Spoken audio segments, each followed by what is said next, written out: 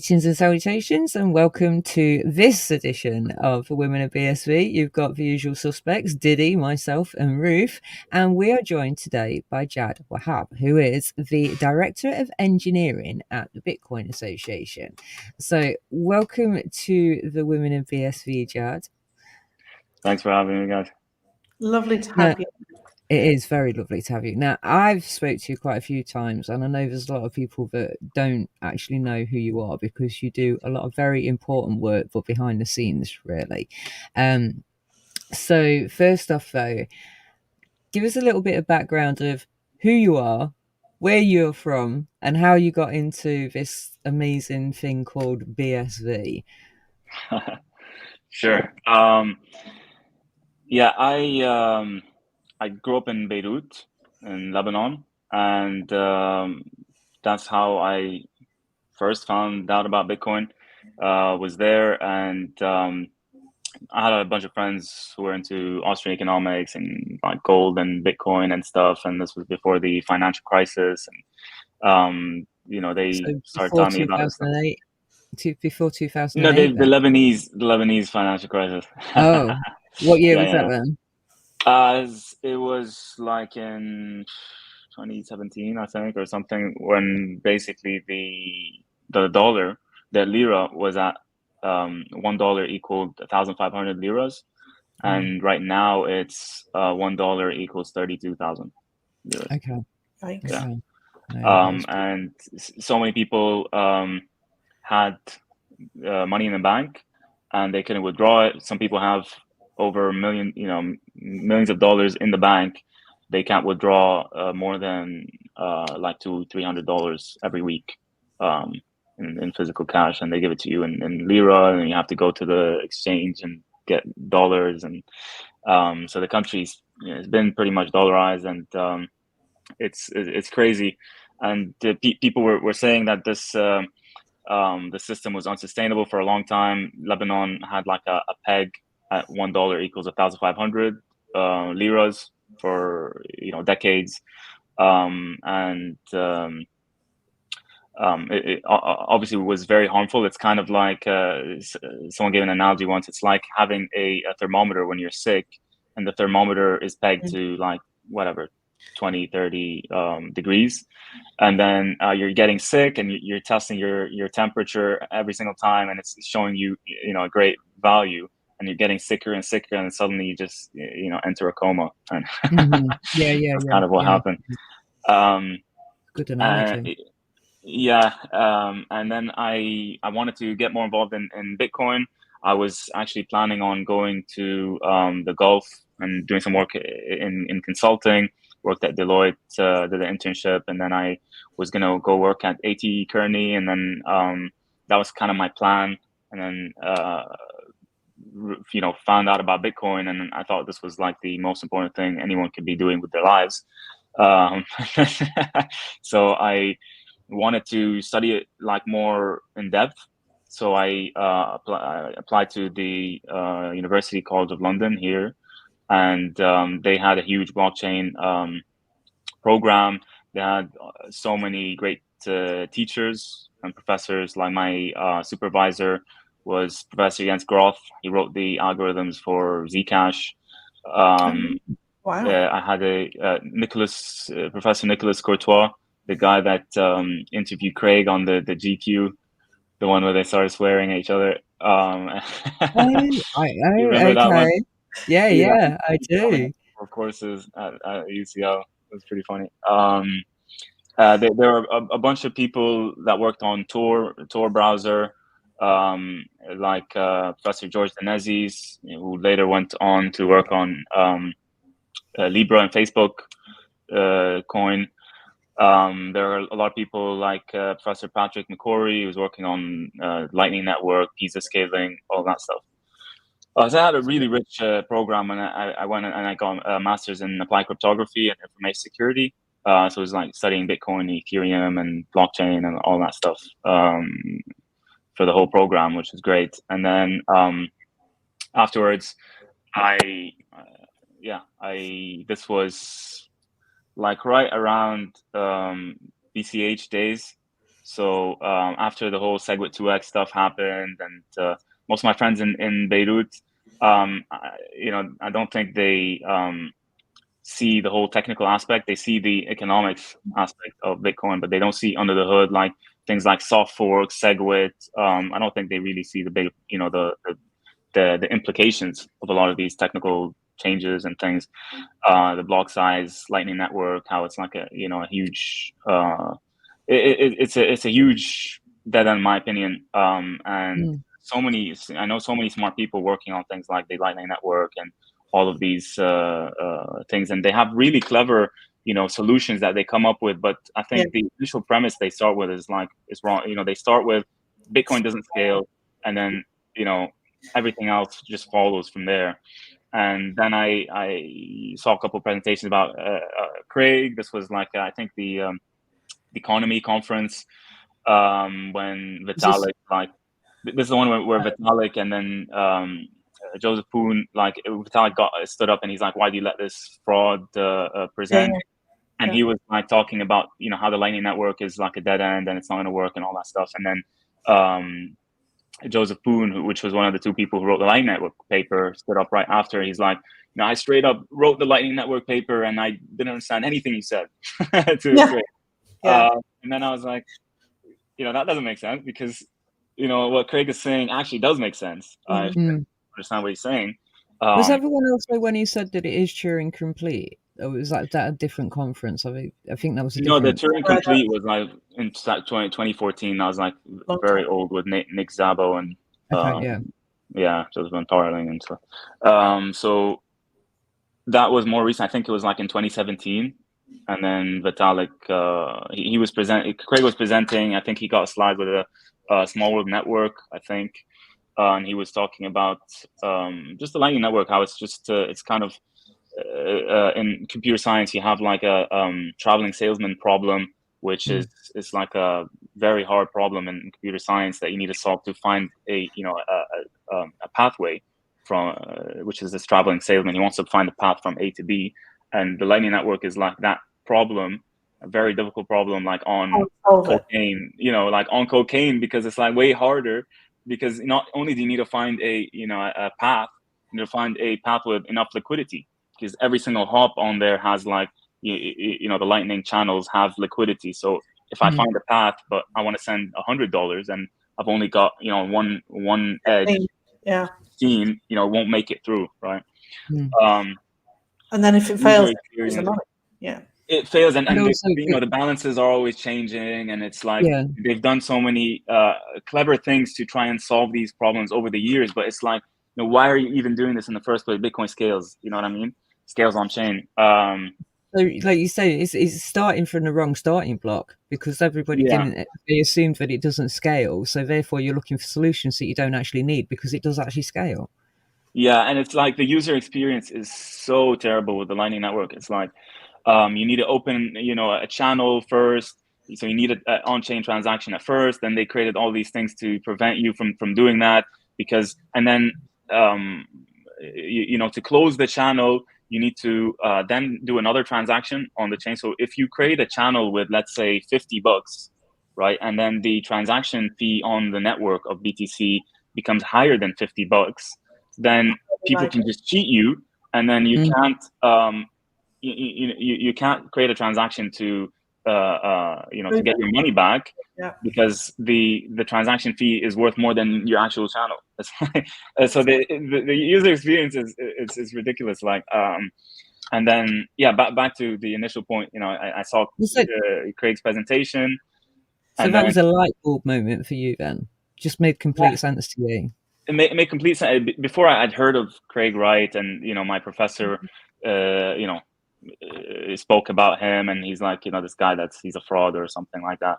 And that was kind of the consensus, and I just I didn't think anything of it. And then I saw the presentation, and then I watched Craig's presentation, and then I was like, well, everything he's saying makes sense here. And then I started digging in more detail. This was like I think during the BCH days, and then when BTC and BCH split, I was kind of I had a bunch of cognitive dissonance, because to some degree, I agreed with my friends who were on the BTC side. They were saying things like, "Oh, the properties of gold will never change. You can't change the properties of gold. Gold, this is digital gold. You can't be changing things." And then the philosophy on BCH was kind of similar to the Ethereum philosophy. Oh, we have hard forks every 6 months. We keep making these changes. We have a roadmap. We keep improving Bitcoin. And then, so I was kind of in the middle. I wasn't fully satisfied with BCH because of this thing, and I knew that the blocks had to increase. It was never going to work to keep it like this artificial 1 megabyte limit. And then I started looking into SegWit as well, and all the things that SegWit does. People don't really understand the significance of soft forks and hard forks. Soft fork is such a misleading term. It feels like, oh, it's just a soft fork, it's just a harmless thing, but you can make so many changes with just the soft fork, and they can become backwards not compatible in the future. Like once the soft fork locks in, if you're mining with pre-soft fork software, your block is going to get rejected by the network. And people that are running like full nodes on BTC, because they're not mining, they think they're doing anything. They don't realize that this is happening. So these are huge changes. And then when Craig started talking about BSV, this was towards the end of the BCH BSV fighting stuff. There was all the pre-consensus stuff from Avalanche that they want to add, and CTOR, and all the BCH stuff that they wanted to add into Bitcoin, and they didn't want to increase the block size limit from 32. And I was like, that's really weird. Why would they want to do that? And then Craig and Jimmy's narrative was like, we just want to have a set in stone protocol, stable foundation, and increase the block size. We want to remove the block size limit. We don't want to have this artificial limit. It should be up to the miner, the free market, to set the limit. And that just really resonated with me. Then I really wanted to join nChain, and I saw an in with the research research department. So Jimmy introduced me to Owen, who's director of research, and then I joined the team, which is a great team, by the way, the nChain research. I stayed there for around 6 months, and then I moved to engineering with Simon and Liam, who are now at Tal. So we had a nice team at nChain. We're doing a bunch of like rapid app development stuff for some time, and then I worked on a bunch of things at nChain in terms of like infrastructure stuff, wallet stuff, Kensei stuff, and then do you want to explain what Kensei is? Yeah, I'm intrigued because I've read a bit about it, but I still don't think I understand. Yeah, maybe I'm not the best person to give a Kensei pitch, because just an overview, just like a high level sentence kind of. What does it do? Sure. So I've left nChain since the beginning of the year, so might have changed since I was there. But when we first were working on it with EHR data, it was just a very simple tool that allowed you to write data to the blockchain, and then afterwards query that data without having any Bitcoin yourself, right? So the EHR data guys and a few other customers wanted to put a lot of data on the blockchain and then have it indexed in a certain way that they could query afterwards and have like certificates that data was certified by the blockchain at specific points in time. So we just exposed like an API for them to connect to and then write data there. We would take care of all of the low-level infrastructure Bitcoin stuff, like the wallet stuff, to put that on the blockchain. Get the Merkle proofs, the certificates, and all of that stuff. So it's a search engine functionality as well for everything that you've put on there. Yeah, we would store it, index it as well. Yeah. A business interface. Yeah, and then you could have like analytics. You would just sign up, and then you could put data on the blockchain, query it, and do it in certain ways, like to prove things happen before in a specific order. My role mainly was a lot of the low level infrastructure stuff. So there were other teams working on, other layers of this stack there. My layer was more focused on like the wallet, scaling the wallet, building like a sort of wallet that scaled in ways. So there are a lot of interesting things that you run into when building a wallet that sort of scales in a UTXO based model compared to like account based like Ethereum or something like that. And then so you have to do things in a it was in a challenging way. It was nice. So there was one trade-off where go on. I was say flesh that out for us, that whole dilemma. Yeah, so there was one really interesting trade-off where worked with the research team to come up with good solutions. But it's kind of like the change making problem. So in computer science and math, there's like this a known problem called like the change making problem. So if you want to pay a bill for, let's say, $15 somewhere, and then you open up your wallet, you've got a $20 bill, a $5 bill, a $1 bill, a 10-cent coin or something. You need to figure out what's the most optimal combination of these bills to use. And in Bitcoin, you have these sort of bills, and they're called UTXOs. So you can have a UTXO with 10 BSV on it, 1.2 BSV, and it's kind of the same thing. So obviously the most naive way to do it with BSV is you have all your money in one UTXO, and then you spend that UTXO, and then you get change. So I hand you the $20 bill for something that costs 15. You give me back $5 of change, right? Mm-hmm. And then in order to do that, it doesn't scale very well, because if I want to do 100 transactions, I have to do the first transaction. I pay you the $20 bill, you give me the 5, and then I have to take that 5, use it somewhere else. So everything happens, one by one, right? And that's not going to scale, right?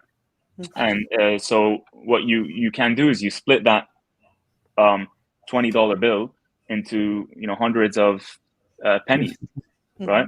And then you could I could use that penny in this store and another penny in another store at the same time. So it's like parallelized, and it scales horizontally.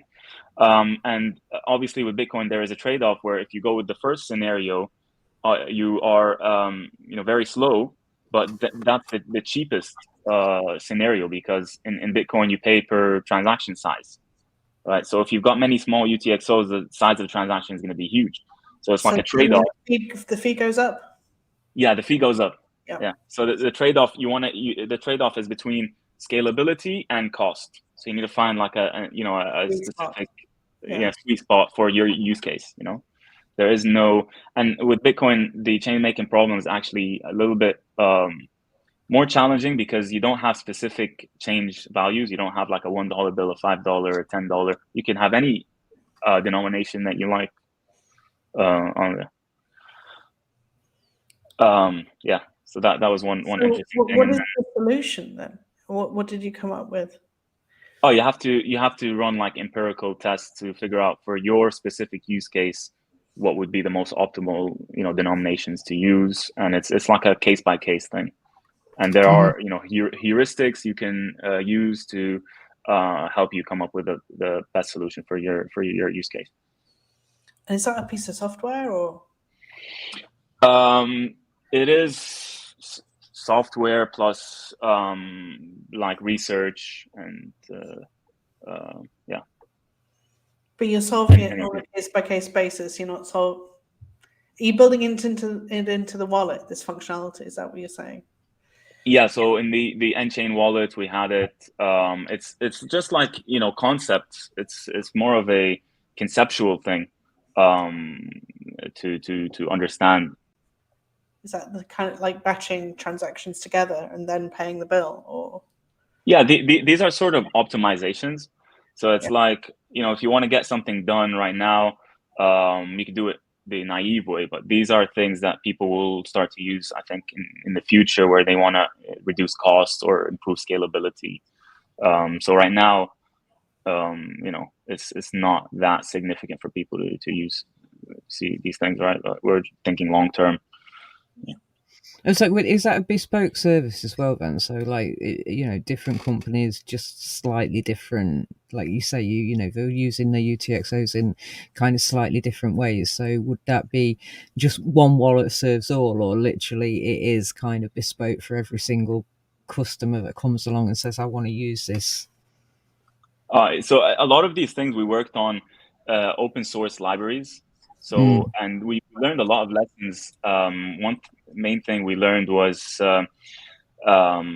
just because a lot of the old libraries were in JavaScript, and they were like, they started on BTC, and then they had the BTC baggage, BCH baggage, and all that stuff. And we just rebuilt a lot of these libraries from scratch just for Bitcoin BSV without any other baggage. And it's just, it's a lot more efficient. We've got so many companies using a lot of these things. We've got Tau, Enchain, Tonic Pow, Tokenize as well. We worked with them on some Go libraries.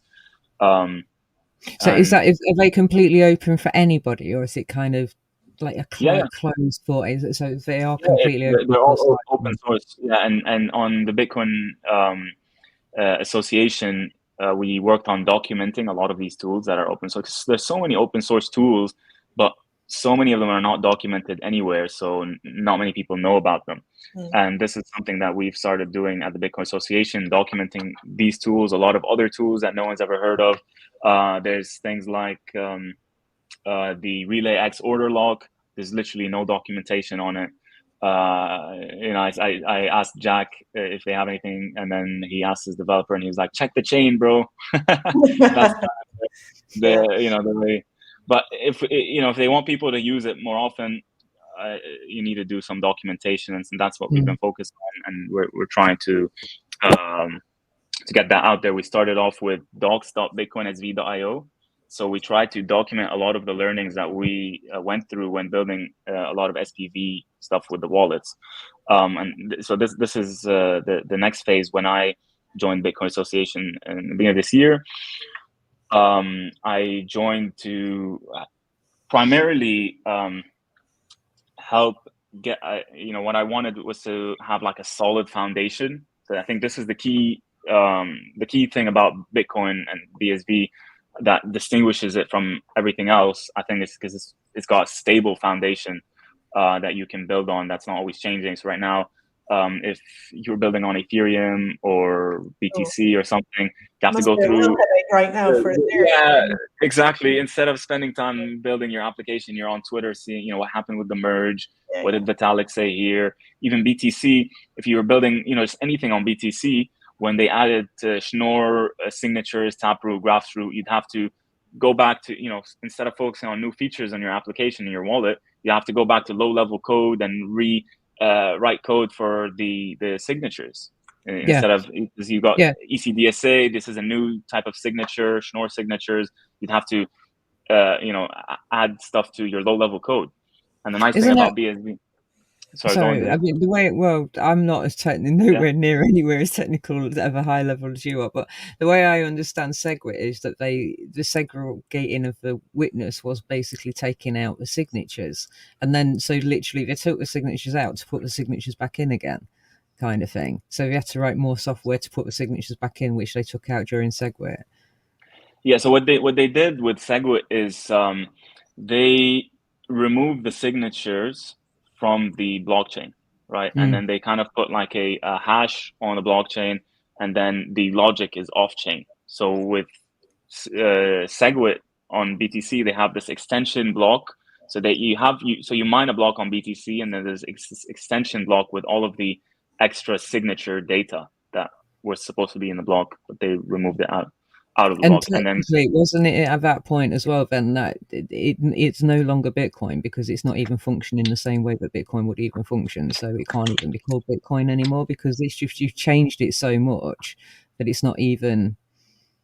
This is the argument with the white paper, isn't it? So I mean, for me, I think that there's we're way past that, Bitcoin or not Bitcoin kind of thing. I think they've just changed it so much. There's so many other things, and at the end of the day, it's not what makes Bitcoin BSV superior is not that it was it's the original Bitcoin or whatever. It's, if it was only that, holding it up, then I would think it had no chance, but luckily it's not, it's not only that, it's not like, because it was the first. And this is, very common misconception. It's like counterintuitive, because if you look at something, version 1 of something is usually the worst, right? You've got version 1, and then version 2 is better, version 3 is better. And this is like the marketing that's out there in the mainstream narrative. Like Bitcoin is blockchain 1.0, and then you've got Ethereum, which is blockchain 2.0, and then Cardano or whatever, which is blockchain 3.0. I mean, interrupt you for a second, because I hear people saying this all the time. It's like, Bitcoin's passe, it's old technology, we've moved on, no one wants to look at Bitcoin anymore. And it's, I mean, it's it's very counterintuitive, but Bitcoin is not, superior because it was the first. It's superior despite being the first, which is like extremely counterintuitive. Like, even though it was the first version, and it still blows my mind every day. It's like, how does this the case? Like, it was the first, and it got, everything right. And it's, this is the key thing. It got exactly what it needed to get right at this stage. And it's like, Bitcoin it's like the wheel, right? You've built a wheel, right? And then now we can stop worrying about the wheel, and we can start building bicycles. We can start building motorcycles, cars, all of these things. And then if all these other blockchains that are trying to solve Bitcoin's problems, feels like to me they're trying to build a better version of the wheel. Or maybe maybe you can some of them just create like very bad wheels. Like triangle wheels or square wheels, which are never going to work. They some of them try to improve it a little bit, but it's like, it was perfect to start off with. You don't need to mess with it. Good enough. Let's move forward. We can move forward. It's good enough. The internet was good enough. We can fix things afterwards. We just want to move forward, right? We're building a building. The ground floor is good enough. It's stable. Just stop changing the ground floor. We can build the first floor, second floor. We can build this amazing tower. And that's the way I see it. Maybe people want to spend the rest of their life trying to improve the ground floor somehow, but I don't want to do that myself with my life. I want to move forward, right?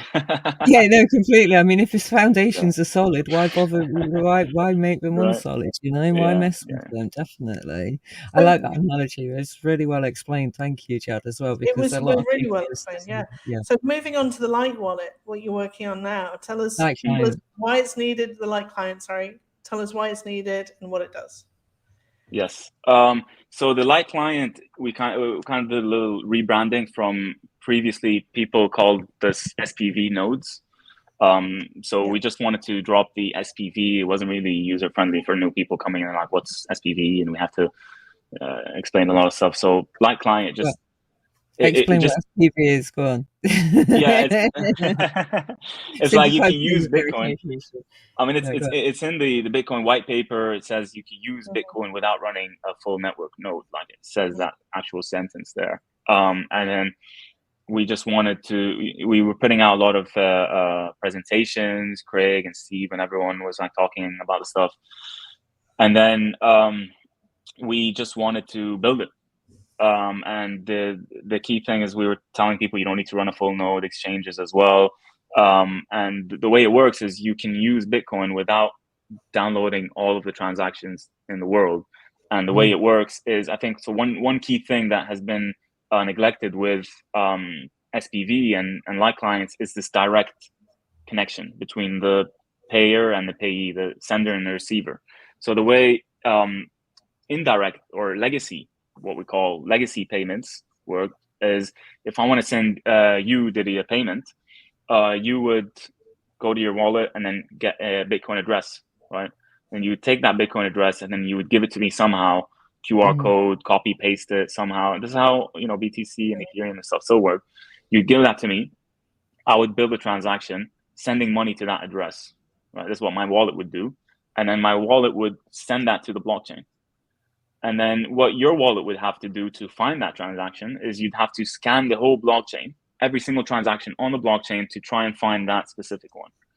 And I won't even get into all of the issues with keys on doing that, because you can have so many different keys and so many different addresses. You'd have to search for all these addresses. It's I don't want to get there, but the whole idea is, if you've got 1 megabyte blocks, okay, that's fine, that'll work, right? And then what people started doing afterwards in BTC is they started adding, like, what's the word for it? Jameson Lopp had an article about like set points or something. What was it called? Checkpoint.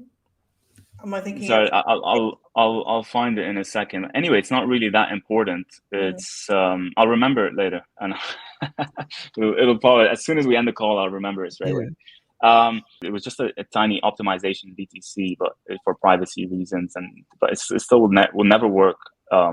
If you have large blocks, you can't be indexing every single transaction just to find your transaction, right? And then the way it should work is I should have a direct connection to the recipient. So if I want to send you a payment, I would give it to you directly, and then you would check that payment, validate it, and then broadcast that to the network, right? And then once you broadcast that to the network, then you could get a Merkle proof afterwards, and then you could be sure that it's in the longest chain, so it's made it to the longest chain of the blockchain. So it's been accepted, it's been settled. And the analogy for that is the same way if I want to pay you using a check, right? I write the check myself, I hand it to you, and then you go to the bank and you cash it. You make sure the banks settle that transaction, and then you're happy with that transaction. But they check it at the bank, yeah. So the bank is like the miners. Before you take it to the bank, you read the check, you make sure it's sending you enough money and all this stuff, and then you cash it. And the way the legacy payments work is I would have this check and I want to give it to you, and I just maybe toss it in your backyard or toss it somewhere, and then you go find it, in a huge haystack. And that's how the legacy payments work.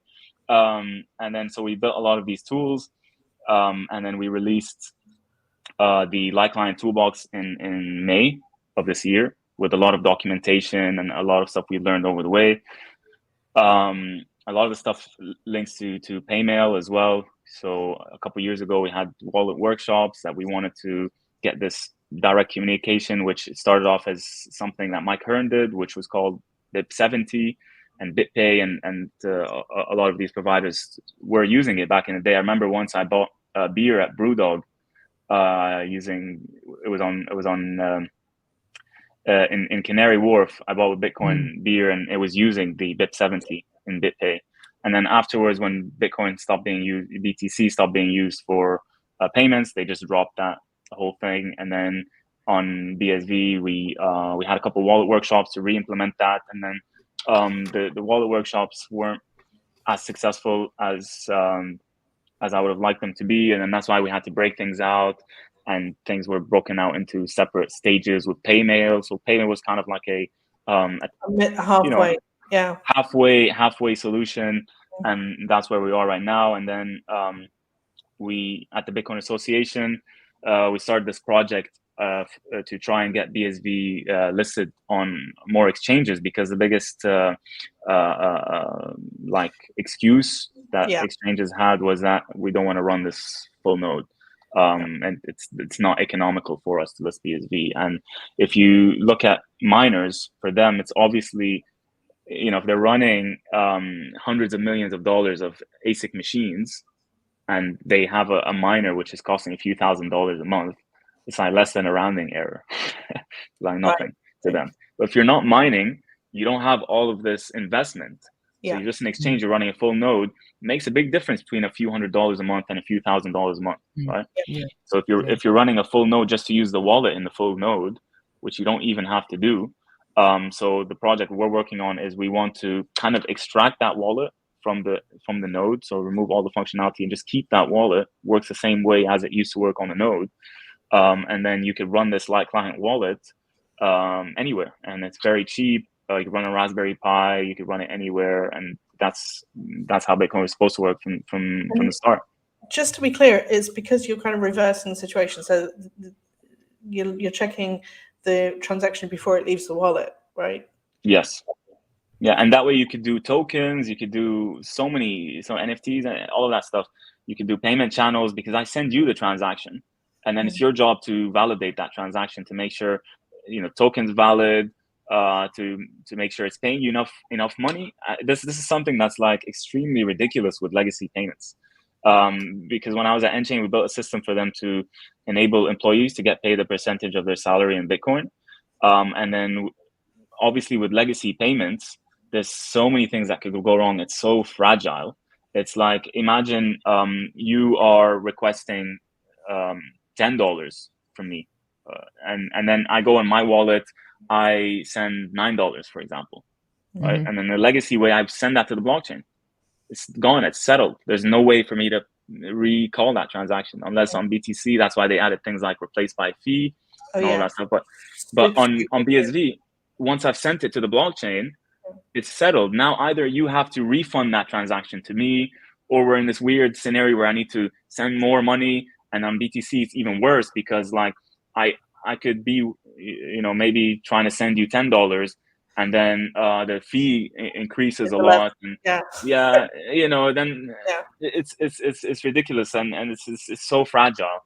And if you do it with this light client direct payments way, I send you the transaction directly, you check it. If I've made any mistake, you just drop it, and then you send me an error saying you sent me the wrong transaction. You know, I can easily, you know, you could solve these problems on a user experience level. But once you've broadcasted that to the blockchain, you're in this huge mess. So we've added a bunch of libraries to allow us to do this. We started this this work with Chenti around the direct payment protocol, which optimized this idea of BIP 270 a little bit. It kind of updated the names, I think, which was a big obstacle. So naming things, the names were like very misleading, and it prevented people from being able to use the tools properly because the names were just all. It sounds like a very you know, nerdy thing. It sounds like a useless thing. You know, if you change the name, people will just use the tools better. It's like actually very significant. Like just having the right names for things will make a huge difference. What's the reception been like from exchanges when you've actually explained this to them? Have they been quite?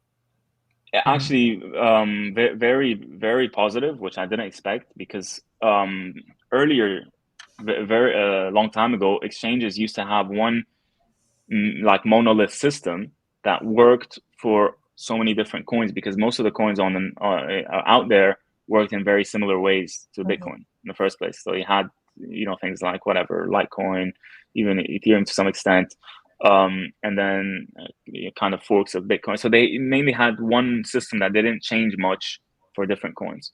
That's not the case anymore. So if exchanges want to list things like Solana, Algorand, all these things, they need to have like bespoke solutions for each coin. And this is something I didn't think about until we started speaking to exchanges.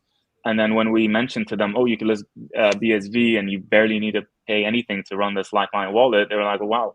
Obviously would list it. Like they've been listing hundreds of thousands of, you know, coins. So it's like, shit coins basically. And for them, it's like a no-brainer. If they're making money, why wouldn't they do it? They don't really care about all of these politics that I thought were a big deal a long time ago. But once you just have a normal conversation with people, it's completely different. They can't say that this is a scam with a straight face and then say, "Oh, Dogecoin, we have with this Dogecoin, we did list Shiba Inu, coin and all of this." I mean, if you're an engineer, speed, scalability, you can't get around that stuff. It matters, it matters. Yeah. So when you're on Twitter and all of these old historical politics and stuff, but once you're talking to real people, it's very difficult for them with a straight face tell you your BSV is a scam, and it's like, you're a scammer. I'm obviously not a scammer. I'm not asking for money. I'm not, it's like the Twitter like encourages a lot of this stuff, and there's a lot of old historical politics between personal, egos clashed and stuff in the past. So many new faces, new people in the space that stuff is not even involved with them. So it's like, is irrelevant for a lot of these things. And it was really refreshing when we started speaking to exchanges, and they were saying, oh wow, this is very interesting. And then a lot of them, we would send the documentation and they'd have questions for us. They'd be like, oh wow, you can do it this way and stuff. They start learning. So it's really, really nice to see. So it's like winning the argument at a grassroots level, Yeah, I think individual to individual. Yeah, exactly. At the end of the day, Bitcoin it's not a religion. It's not a, an ideology. It's not like, it's just a technology. You don't have to convince people that Bitcoin is the one or BSV is the real Bitcoin. We don't have to convince anyone, because at the end of the day, it's a technology, and it's a money, a commodity money. And if we actually believe what we're saying, that this is the best form of money, this is the best superior network to do all these things, better form of the internet, all these things, then we don't need to convince anyone. And even trying to convince people is like a very weak signal in the first place.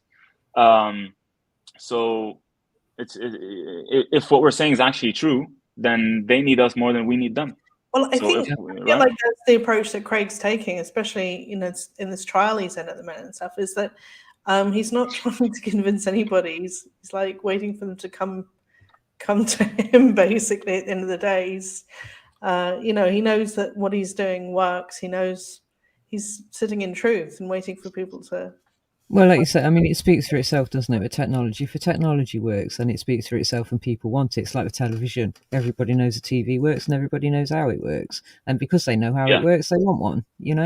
So exactly, it's not going to be successful because we've convinced everyone in the world. Like, if we have to convince everyone in the world to use Bitcoin, if that's their requirement, then Bitcoin's already doomed from that. It's like, exactly. Why do we have to? So bad that people don't just naturally want to use it. Yeah, I agree. Yeah, exactly. Right. It's gonna have to, if it is actually the future, it's gonna have to take over in the first place. It's like let me give another analogy here. It's like you've found the technology for Uber. And then you're going off, you're trying to convince the rest of the world, the taxi drivers, you should use this technology. No one's gonna take you seriously, because if you actually believe what you're saying, you would go and build a company that would put them out of business. Why would you be trying to sell it? What are you gonna get? It's like a thankless thing, like convincing people, BSV it's thankless. Like, no one's gonna thank you. You told me about BSV or whatever. It's like, they're gonna be arguing with you, because I've been through it, like trying to explain this to people, and then they start arguing with you, and then I'm just like, it's not worth my time. Why should I invest any of my time to try and convince anyone that actually doesn't want to learn? Who cares? Your energy is more appreciated elsewhere. Quickly, because I know you said you had to go soon. Do you want to give us a rundown on Terranode, because you're working on that as well, aren't you? Not directly myself. I'm just helping with a lot of the structuring and roadmaps and that kind of thing, and connecting to different stakeholders to get the right requirements in place and that kind of thing. So we've got Jake Jones. I don't know if you've heard of him or met him.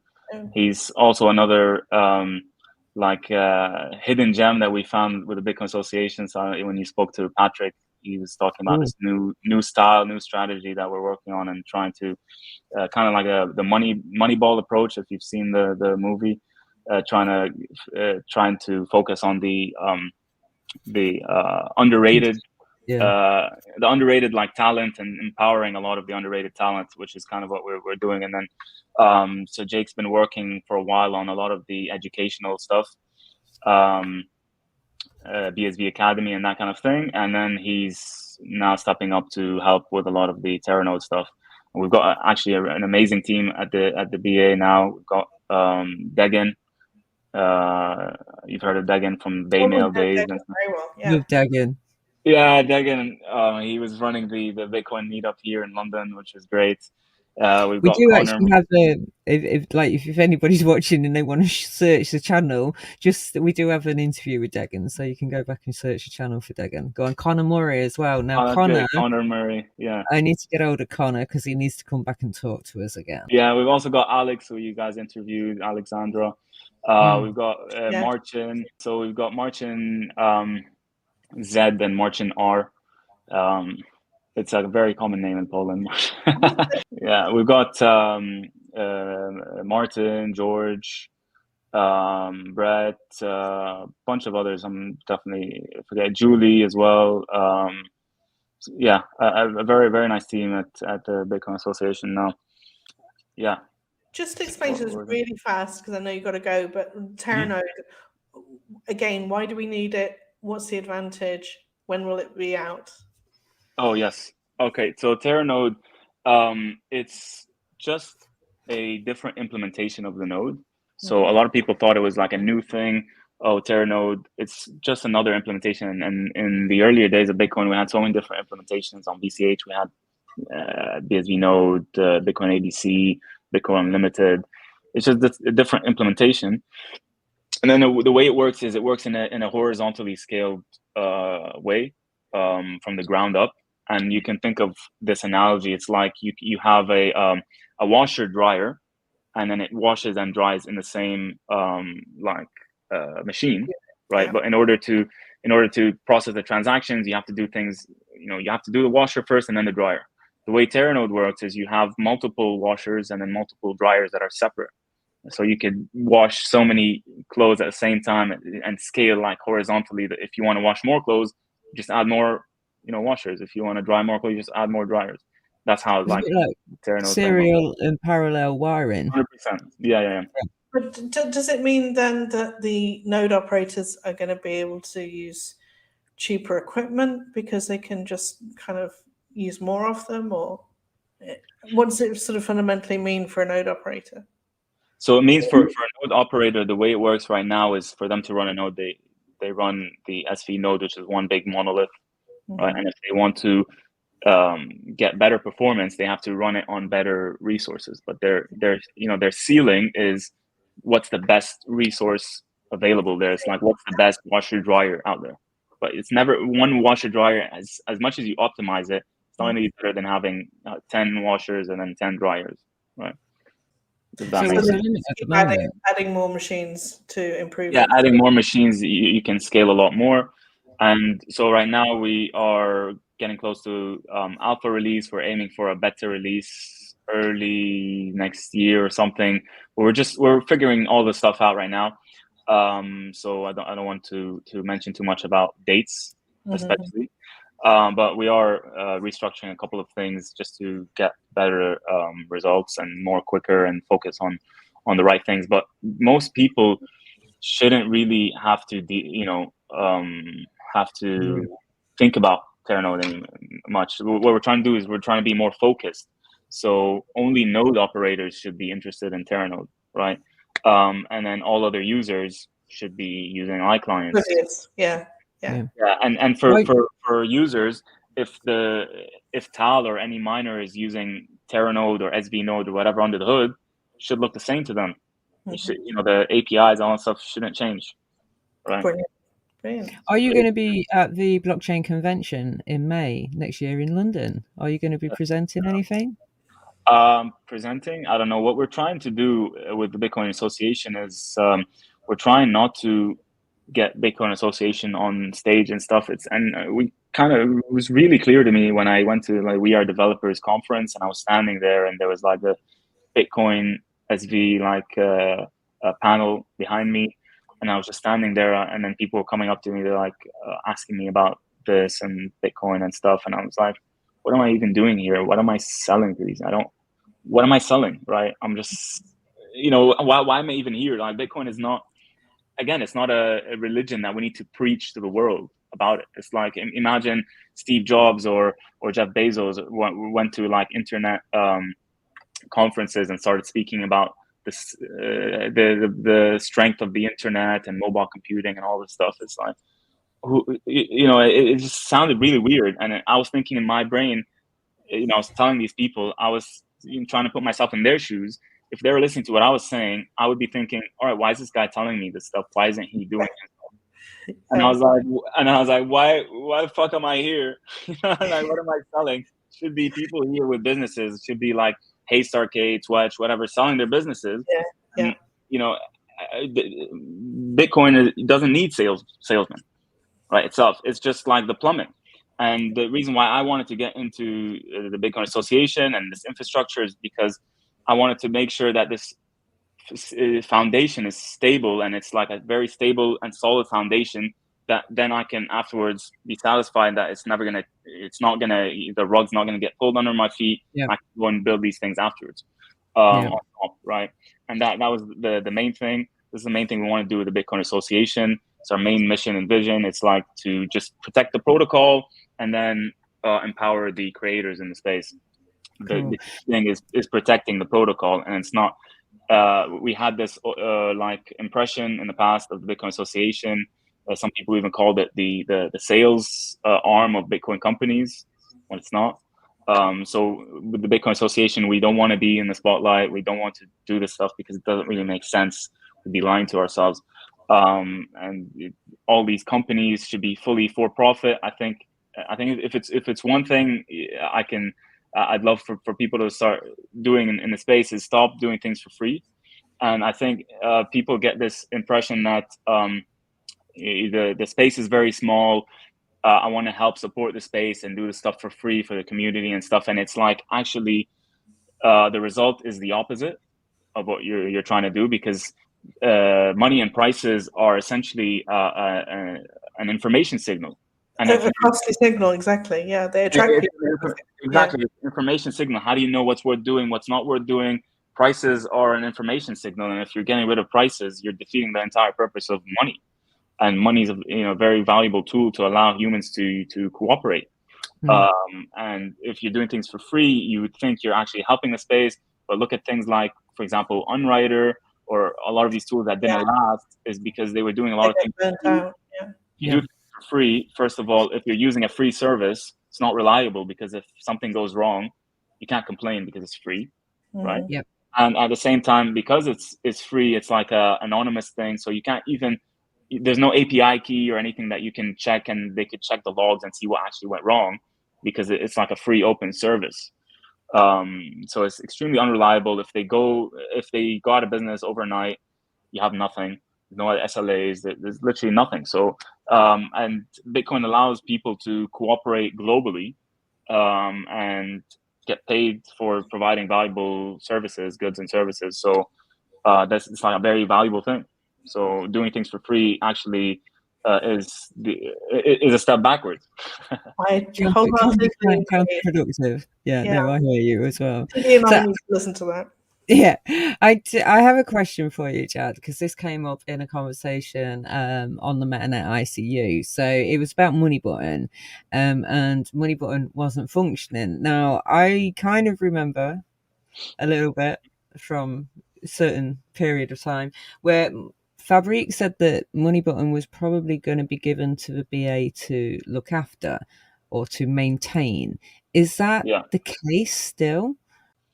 Yeah, so a lot of projects, see, when this goes back to what we were just saying about doing free things, and then then they want to leave, and then they want someone to maintain it, and it's not. I spoke to the Fabric guys, and the same thing happened with a few other projects in the space. And it's not really worth our time, to be honest. Like, Moneybutton code is very old code, and it's doesn't do things in the SPV like client way. So, and we didn't even work on that code ourselves, so we'd have to be digging through like code we didn't do. It's like, and Moneybutton is built on BSV library, like the JavaScript, which is like a fork of Bitcore libcache, which itself was a fork of Bitcore. It's like so many layers, and it's like spaghetti code that we'd have to sift through and do all this stuff. It's not even worth our time. And if people were paying for this stuff, then you could have a claim or something, because you are paying for the service, so they can't just disappear overnight, right? It's a shame though, because I just advocate for Moneybutton a bit, because I do use it a lot still. It's one of those wallets that does everything. And if I want to find, a legacy address and use that, it's the one that's my go-to wallet for that kind of thing. So really, though, it's still with Fabric, and they're the people that are responsible for the maintenance of Moneybot at the moment. Yeah. Okay. So we told them it's not really worth our time. Same thing happened with some Unwriter stuff. It's not the BA's job to do a lot of this stuff. And at the end of the day, they should be for profit, like services. Shouldn't have any more free stuff, because this is what happens. So we all need to sort of step it up a bit, basically. Make sure we're doing things that make money. Yeah, just charge. And if you're doing something that you think, a lot of times, like, people are well intentioned, right? They want to do things, they want to help, but sometimes, because you can't know yourself, right? From your vantage point, you can't know what everyone wants. And if people are not willing to pay for what you're doing, even though you have the best intentions, you want to offer this to the world, but no one's willing to pay for it, it's not viable. Maybe you shouldn't do it, right? Yeah. Well, we should probably let you go, but that was jam-packed, full of information. I love that interview. I think that was really, really informative for people. So thank you for coming and telling us all those things. So, Jad, thank you so much for giving us your time. And like I said, amazing, because I love it when you can just talk and just explain everything the way that you have done, because it's so coherent for us and to be able to understand everything. It's wonderful. Thank you so much. Thanks, guys. Appreciate it. This was fun. Cool. All right. Have a good one. Bye. And you as well. Take care. Thank you very much. Bye-bye. Bye-bye.